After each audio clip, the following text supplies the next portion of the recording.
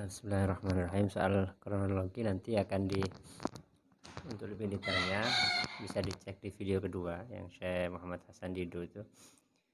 Yang jelas itu terjadi pada zaman kepemimpinan Yazid bin Muawiyah. Yazid bin Muawiyah, sebagaimana dijelaskan Syekh Muhammad Hasan Didu itu tidak sama dengan ayahnya. Kalau ayahnya kan sahabat. Sayyidina Muawiyah bin Abi Sufyan itu sahabat, salah satu katibun Nabi, sekretarisnya Nabi yang penulis wahyu ya, salah satu di antara sahabat yang disebut kutabun Nabi, sekretaris Nabi, dan dikenal memiliki sifat hilim, sifat bijak. Sampai Syekh Hasan Didu bilang hatta yudrabu bihil masal ya.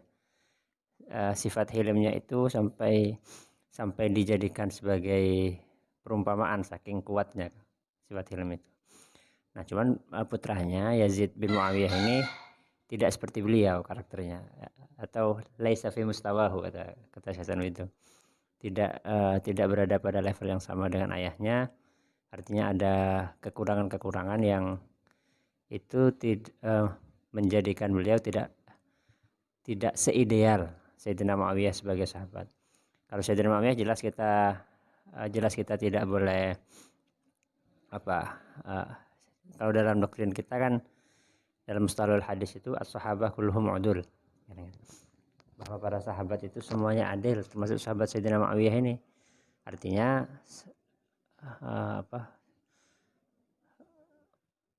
keadilan sahabat itu bukan berarti kita meyakini bahwa beliau-beliau itu maksum atau terjaga dari kesalahan. Tidak, kita tetap yakin bahwa para sahabat ini sebagai manusia biasa bisa salah, dan memang ada yang kita bisa secara objektif melihat ada yang salah. Tapi yang dimaksud para sahabat kullum udul itu adalah bahwa para sahabat itu tidak mungkin menyengaja melakukan kesalahan. Itu at-ta'ammud alal khata', at-ta'ammud alal dzambi itu tidak bagi kita tidak bisa terbayangkan bagi kita. Nah cuman untuk selain sahabat, apalagi peristiwa ini kan terjadi pada masa siapa? Wah, bukan. Jadi ini kan, jadi sesudah Khulafaur Rasyidin. Khulafaur Rasyidin itu siapa saja? Sayyidina Abu Bakar, terus Sayyidina Umar, Sayyidina Utsman, dan Ali, dan Sayyidina Hasan bin Ali. Jadi yang disebut oleh Nabi itu al-khilafah min ba'di 30 aman. Ada 30 tahun masa yang disebut oleh Nabi sebagai masa kekhalifahan itu ada 30 tahun, dan itu masa itu sejak wafatnya Nabi itu berakhir dengan dengan penyerahan kekuasaan dari Sayyidina Hasan bin Ali bin Abi Thalib ke Sayyidina Muawiyah bin Abi Sufyan, dan itu disebut sebagai tahun Amul Jamaah, tahun persatuan umat Islam pada waktu itu, karena penyerahan kekuasaan itu mengakhiri konflik internal umat Islam. Nah, Sayyidina Muawiyah itu memegang kekuasaan itu selama berapa? 20 tahun apa ya? Nanti dicek lagi di video yang dijelaskan oleh Syekh Hasan Didu itu. Nah, sesudah itu kekhalifahan kemudian dipegang oleh anaknya, yang itu tidak laisa fi mustawahu. Ada beberapa kekurangan, ada beberapa hal yang membuat kepemimpinan yang beliau pegang itu tidak seideal ayahnya. Nah, peristiwa Karbala itu terjadi pada masa ini, pada masa Yazid bin Muawiyah. Itu terjadi ketika ada beberapa sahabat ya, disebutkan ada Sayyidina Abdullah bin Umar, kemudian Sayyidina Abdullah bin Abbas, kemudian ada siapa, Miswar bin Makhramah, kemudian ada siapa lagi, ada 4 orang yang disebutkan oleh Syekh Hasan Didu itu menyatakan tidak setuju atas pengangkatan Yazid bin Muawiyah sebagai khalifah, termasuk Sayyidina Husain bin Ali. Sayyidina Husain bin Ali bin Abi Thalib ini tidak setuju. Cuman pada waktu itu ada di Makkah atau di Madinah saya lupa, nanti dicek lagi. Pada waktu itu ada beberapa ketika Sayyidina Husain bin Ali ini ada di, kalau nggak di Makkah, di Madinah, ini ada beberapa orang dari Kufah, yang mendatangi beliau, yang apa ya,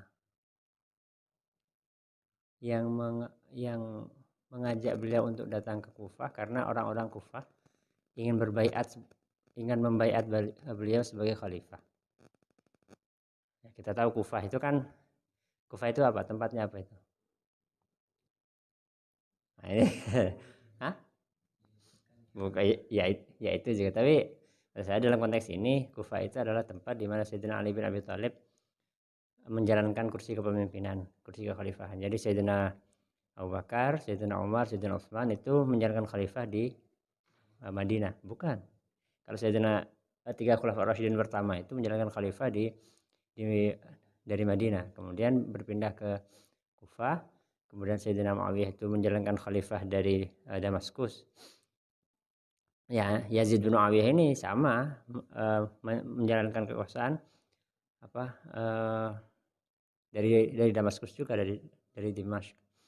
Nah, kenapa kemudian muncul orang-orang dari Kufah, ya, orang-orang dari Kufah yang mendatangi Sayyidina Husain bin Ali bin Abi Thalib radhiyallahu anhu itu untuk membaiat sebagai khalifah, karena Kufah itu adalah tempat di mana ayahnya pernah menjalankan khalifah dari kota itu.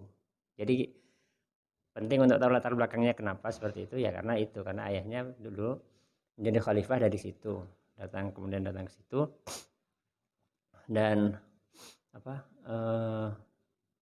nah ketika, karena berkali-kali ini orang-orang Kufah itu berkali-kali mendatangi Sayyidina Husain bin Ali bin Abi Thalib alaihissalam,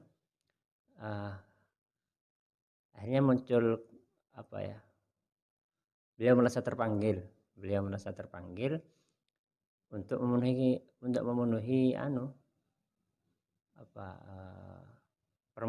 permohonan dari orang-orang Kufah, ya karena memang beliau memandang bahwa sebagaimana sahabat yang lain juga memandang bahwa kepemimpinan khalifah saat itu tidak ideal. Abdullah bin Zubair. Jadi Abdullah bin Abbas sahabat, kemudian Abdullah bin Umar itu sahabat, Misbar bin Makhramah itu juga sahabat, kemudian Abdullah bin Zubair ini entah apa sahabat atau sudah tabi'in, tapi yang jelas beliau ini juga salah satu yang sampai mendeklarasikan khalifah di Makkah. Jadi di samping orang-orang Kufah yang nantinya berbaiat kepada Sayyidina Hasan bin Ali bin Abi Thalib alaihissalam, juga sempat entah tabi'in saya lupa, Abdullah bin Zubair ini putranya dari Zubair bin Awam, itu yang sempat mendeklarasikan khalifah. Jadi sempat di Makkah itu cerita lain. Nah, tapi bahwa empat tokoh penting ini sempat sempat prihatin dengan kekhalifahan yang dipegang oleh orang yang tidak seideal orang sebelumnya. Itu siapa? Yazid bin Muawiyah.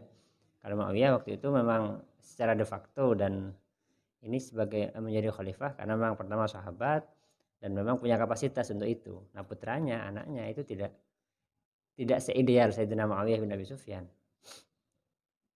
Karena itu kemudian para tokoh-tokoh ini kemudian merasa keberatan, kalau nggak salah Syekh Hasan dulu sampai bilang tidak berbaiat, ya, tidak membaiat Yazid bin Muawiyah sebagai khalifah kalau nggak salah. Nah, ketika Sayyidina Husain bin Ali alaihissalam itu diminta dan akhirnya berkeinginan untuk datang ke Kufah untuk menerima baiat dari orang-orang Kufah dan berembuk dengan Sayyidina Abdullah bin Umar, dengan Sayyidina Abdullah bin Abbas. Beliau ini, kalau Sayyidina Abdullah bin Abbas ini kan paman, ya. Karena beliau Sayyidina Abdullah bin Abbas ini sepupu sepupu dari siapa? Dari Sayyidina Ali bin Abi Thalib. Nggak bisa sepupu, gimana urutannya? Coba, Sayyidina Ali bin Abi Thalib. Abi Thalib bin siapa? Abi Thalib bin, ayahnya Abi Thalib siapa? Abi Thalib ini siapa? Nah, pamannya Nabi. Ayahnya Nabi siapa? Siapa? Abdullah bin.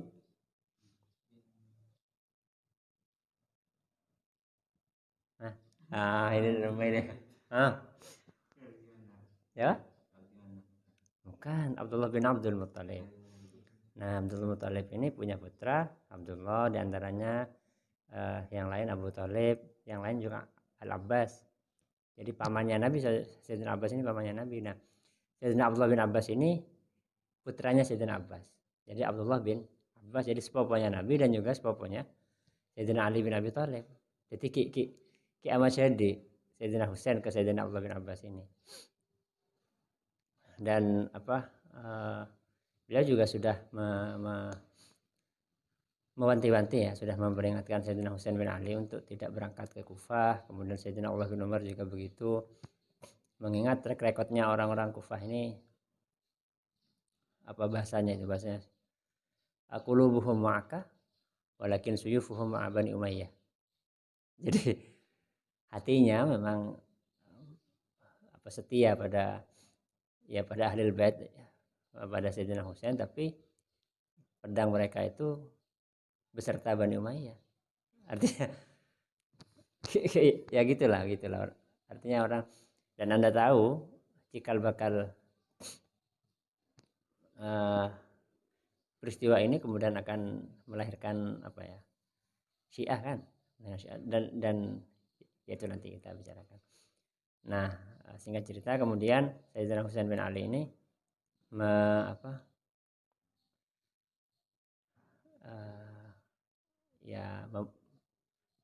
takdir oleh Allah untuk berangkat ke Kufah. Oh, enggak. Sebelum itu beliau mengirim misanannya, Muslim bin Aqil bin Abi Thalib. Jadi Sayyidina Ali itu punya saudara namanya Aqil bin Abi Thalib. Aqil bin Abi Thalib itu punya putra, kalau nggak salah Muslim namanya, Muslim bin Aqil bin Abi Thalib. Artinya kan sepupu sama beliau. Mengirim Muslim ini ke Kufah untuk ya melihat situasi. Ternyata menurut kabar yang ketika sampai ke sana itu ada berapa belasan ribu, saya lupa apa 15.000 apa berapa gitu, nanti dicek lagi di ada belasan ribu orang Kufah yang siap berbaiat khalifah kepada Sayyidina Husain bin Ali radhiyallahu anhu. Yang kebetulan waktu itu gubernur di wilayah Kufah itu adalah seorang sahabat, namanya itu Nu'man bin Bashir. Nanti dicek lagi, saya lupa. Nu'man bin Bashir yang waktu itu ada nggak tadi sama sempat nonton videonya kan. Nah, itu di yang Syah Sandido. Yang kedua, kalau yang pertama kan Habib Umar. Oh gitu. Yang Syah Sandido dulu ya. Nah, terus atau nantilah sebentar lagi kita dengarkan bareng-bareng. Terus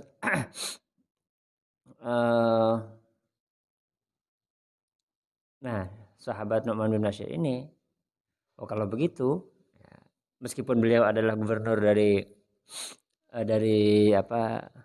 Khilafah Umayyah, artinya gubernurnya dari Yazid ya, yang waktu itu memegang kekuasaan sebagai khalifah.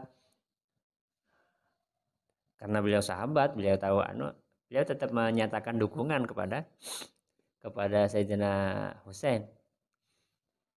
Nah, karena itu kemudian kedudukannya sebagai gubernur itu dicabut. Diganti sama Ibnu Ziyad. Diganti oleh kekuasaan Bani Umayyah.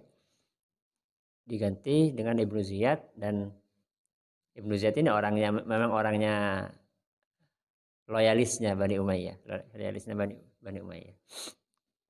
Akhirnya apa? Akhirnya yaitu terjadi orang-orang orang-orang Kufah ini seperti tadi yang disebut oleh Syekh Hasan Didu, sekalipun qulubuhum ma'aka lakin suyufuhum ma'a Bani Umayyah. Bani Umayyah. Akhirnya saya sudah mendengar laporan dari saya sudah mendengar laporan atau mendapat kabar ya mengenai Sayyidina Muslim bin Aqil bin Abi Thalib itu, kemudian Sayyidina Husain berangkat ke Kufah, singkat cerita begitu. Meskipun sudah diwanti-wanti sebetulnya jangan berangkat karena ya track recordnya orang Kufah itu tidak bagus, melakukan beberapa hal yang inilah yang buat ada pengkhianatan yang dilakukan ya biasalah orang-orang anu lah ya. Ya cuman karena Sayyidina Husain ini merasa bertanggung jawab untuk menyelamatkan umat, karena beliau kan ya kompanyannya Nabi kan, Sibtur Rasul, merasa bertanggung jawab untuk mengembalikan kekuasaan itu kepada yang seharusnya. Dan ini bukan berarti bukan berarti berebut kekuasaan politik murni. Kenapa? Karena seandainya yang diperebutkan itu murni politik, seharusnya beliau sudah berontak sejak zaman Muawiyah, ya kan? Tapi ini adalah soal tanggung jawab. Soal tanggung jawab, karena kalau pada zaman Sayyidina Muawiyah itu yang menjadi khalifah memang orang yang punya kapasitas, memang orang yang layak jadi khalifah. Tapi kemudian digantikan oleh orang yang tidak layak, yang dipandang tidak layak untuk menjadi khalifah. Padahal kan idza wusidal amru ila ghairi ahli fantazir sa'ah. Kalau ada hal yang diserahkan pada yang enggak ahli itu tunggu saat kehancurannya. Dan ya itu akhirnya kemudian dipandang itu akhirnya berangkat ke Kufah untuk menerima baiat dari sekian belas ribu orang Kufah waktu itu. Ternyata yang terjadi, singkat cerita, itu adalah jadinya itu semacam jebakan bagi Sayyidina Husain. Menjadi semacam jebakan. Padahal waktu itu beliau sudah membawa semua keluarganya, putranya, adiknya, keponakannya, ada Sayyidah Zainab juga dan semuanya. Dan itu semuanya dalam peristiwa Karbala itu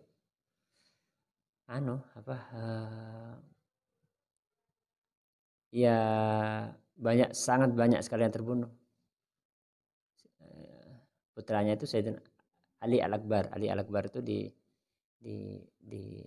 termasuk yang dibunuh. Kemudian ada yang selamat itu siapa? Satu-satunya yang selamat dari peristiwa Karbala itu putranya Sayyidina Husain siapa? Ali Zainal Abidin, Ali As-Sajjad bin Husain bin Ali bin Abi Thalib.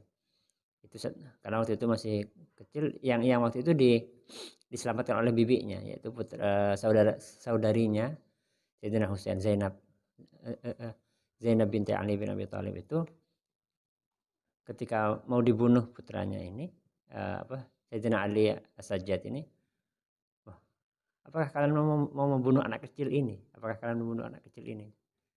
Hanya karena tersentuh oleh ucapan itu nggak jadi dibunuh. Ya intinya peristiwa Karbala itu terjadi, dan ya sebetulnya lebih kompleks dari ini. Maksudnya orang-orang yang sedang menyerang Sayyidina Husain itu banyak yang tidak berani sebetulnya, banyak yang tidak berani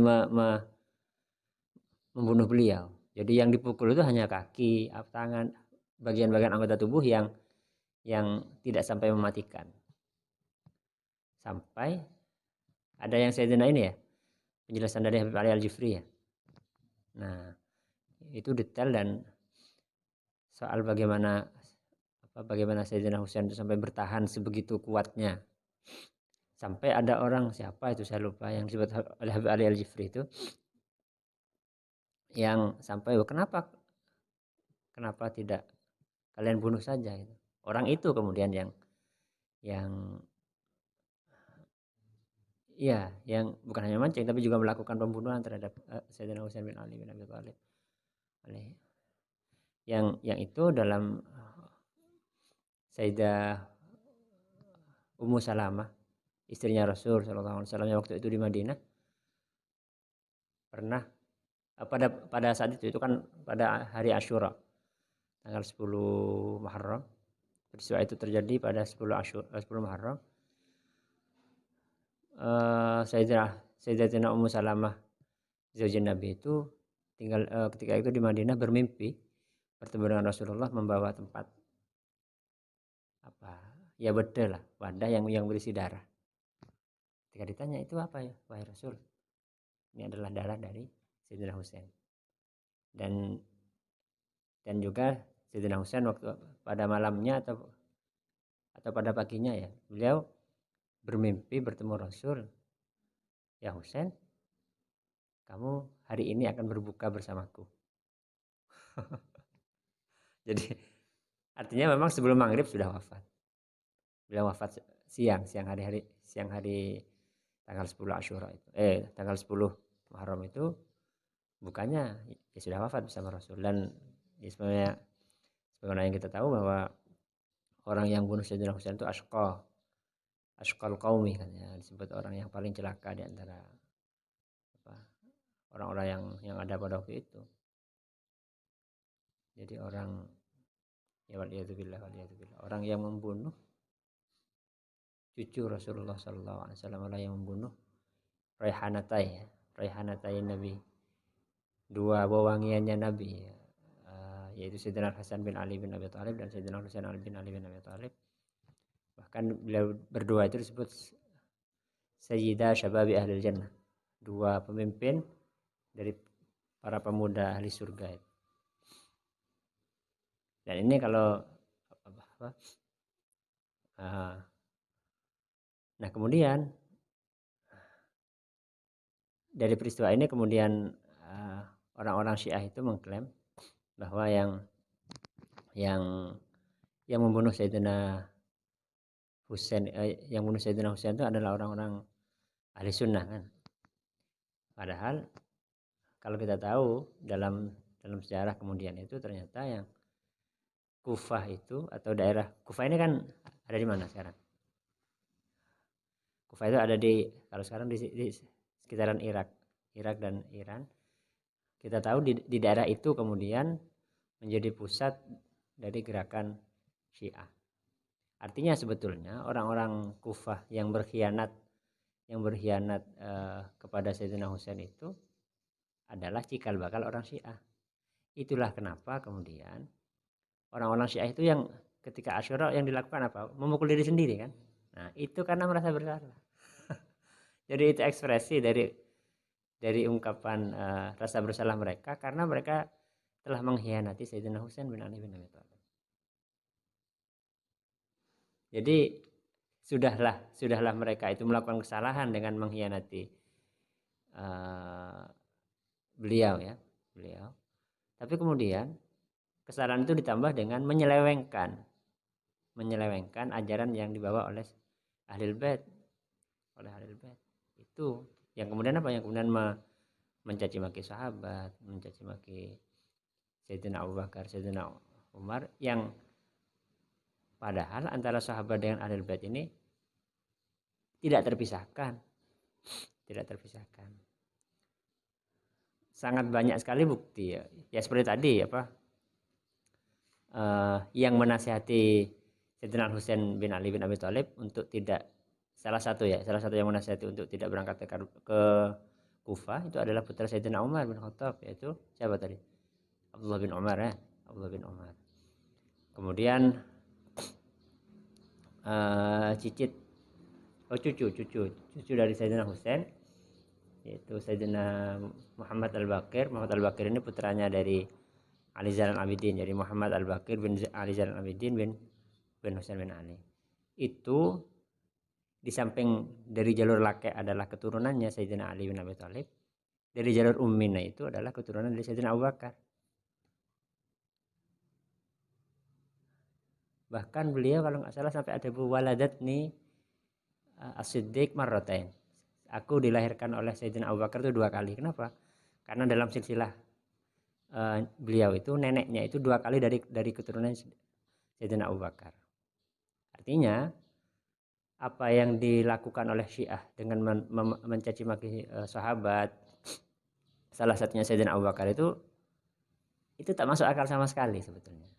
Tidak masuk akal sama sekali. Kenapa? Karena Imam Sayyidina Imam Muhammad Al-Baqir apa Ja'far As-Shadiq ya, apa beliau atau putranya itu adalah salah satu keturunan dari Sayyidina Abu Bakar. Keturunan dari Sayyidina Abu Bakar. Jadi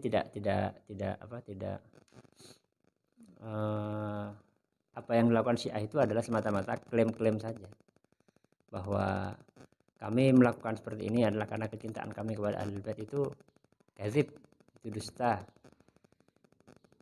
Memaki sahabat itu dianggap sebagai bagian dari agama itu dusta sekali. Kenapa? Karena yang mereka anggap sebagai imam yang maksum kalau bagi mereka ya, yang maksum bagi mereka itu ternyata juga salah satu keturunan dari Sayyidina Abu Bakar As-Siddiq yang beliau caci maki seperti itu, ya, yang mereka caci maki seperti itu. Artinya tidak masuk akal sama sekali. Nah, kalau bagi kita Ahlussunnah jelas bahwa kita tidak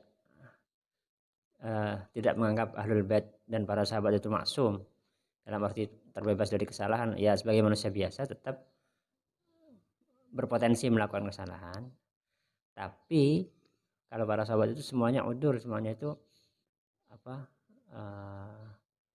tidak mungkin melakukan dosa secara sengaja. Dan Ahlul Bait kita diwajibkan, termasuk bagian dari keimanan kita adalah kewajiban untuk mencintai Ahlul Bait.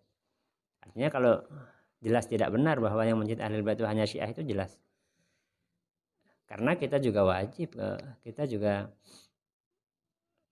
ya bagaimana mungkin kita tidak begitu, bahkan dalam Al-Quran kita kan qul ma as'alukum alaihi ajran illal mawaddata fil qurba. Jadi kita memang juga diperintahkan untuk itu. Bahkan dalam hadis ahibbuni li hubbil ahibbullah lima tughdukum lima yaghdukum, cintai Allah karena telah memberikan banyak sekali nikmat kepada kalian. Wa ahibbuni li hubbillah, cintai aku karena cinta kepada Allah. Wa ahibbu ahli baiti li hubbi, dan cintai keluargaku karena cintaan kepadaku. Jadi cinta kepada Rasulullah SAW itu salah satu manifestasinya adalah cinta kepada Ahlul Bait. Dan cinta kepada Rasulullah itu syarat dari keimanan. Maka Sayyidina Umar Habib Umar bin Hafid, setiap orang mukmin itu dalam hatinya, orang mukmin yang benar-benar mukmin itu dalam hatinya pasti ada kecintaan kepada Sayyidina Husain bin Ali bin Abi Thalib. Dan beliau hikmahnya ini, kalau Habib Ali Al-Jifri menyampaikan hikmahnya ini adalah betapa dunia itu nggak penting ya. Artinya ya bisa kita lihat orang-orang mulia dari keluarganya Nabi, Sayyidatina Fatimah Az-Zahra, kemudian Sayyidina Ali bin Abi Thalib, itu kehidupannya secara kembangan secara ekonomi lah, itu kan beliau hidup dalam keadaan miskin kan. Sayyidina Fatimah itu bahkan ketika minta izin ya kepada Rasulullah SAW untuk untuk menghadirkan haddam yang bantu-bantu pekerjaan rumah, oleh Rasul tak parengaki untuk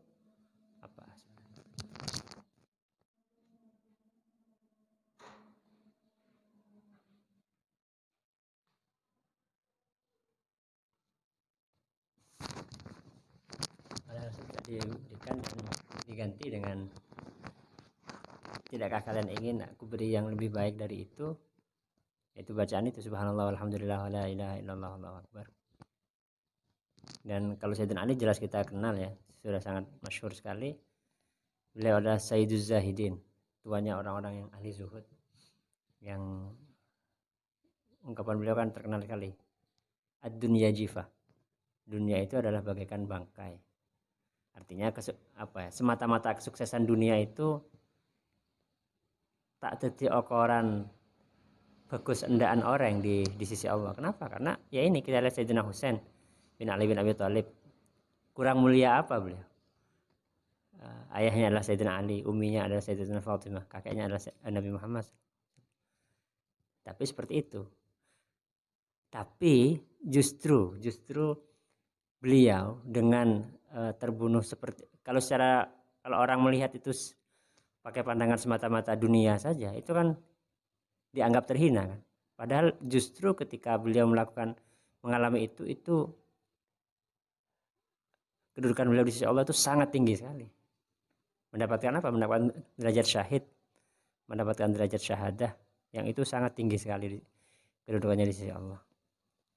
Artinya dengan ini kita tidak bisa ngokor tinggi tidaknya seorang itu dengan semata-mata pakai kacamata duniawi saja, karena yang lebih penting itu adalah menjalani hidup itu sesuai dengan lampahan Nabi. Dan Nabi menjelaskan bahwa syahadah atau meninggal dalam keadaan syahid itu adalah kematian yang terbaik, kematian yang tertinggi. Dan kita tahu dari keempat khulafaur rasyidin, bahkan sampai Sayyidina Hasan, itu meninggalnya kan dibunuh semua. Sayyidina Umar dibunuh, Sayyidina Utsman juga dibunuh, Sayyidina Ali bin Abi Thalib sama juga dibunuh, Sayyidina Hasan juga meninggal di racun.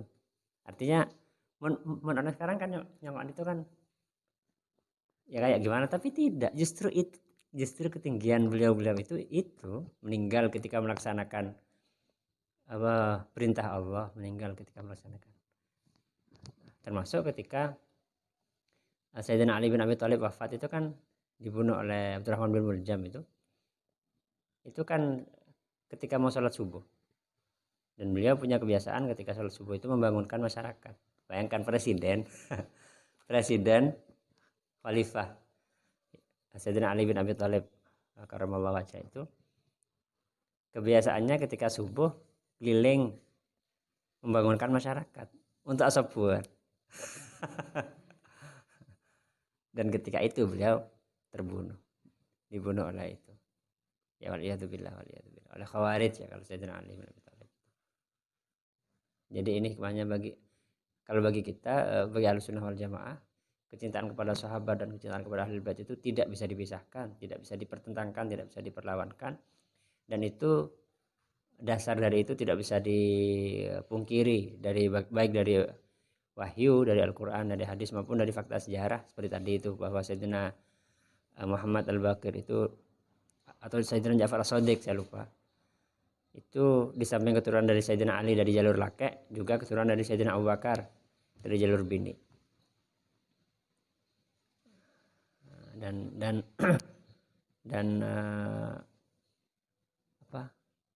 dan itu juga menunjukkan betapa dunia itu, kedudukan dunia maksudnya itu tak jadi ukuran bagus tidaknya orang, mulia tidaknya orang. Karena seandainya itu jadi ukuran, niscaya yang akan diberi oleh Allah itu adalah orang-orang mulia ini lebih berhak untuk diberi itu, tapi tidak diberi, maka dunia tidak bisa menjadi ukuran baik tidaknya seorang. Ya wallahu a'lam.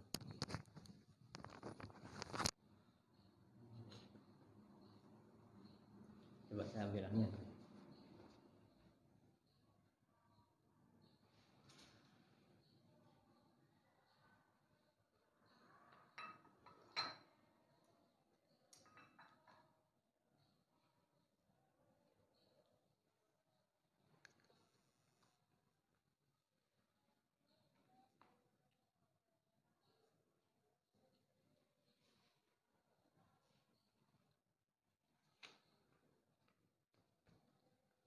Lagi yang Hasan itu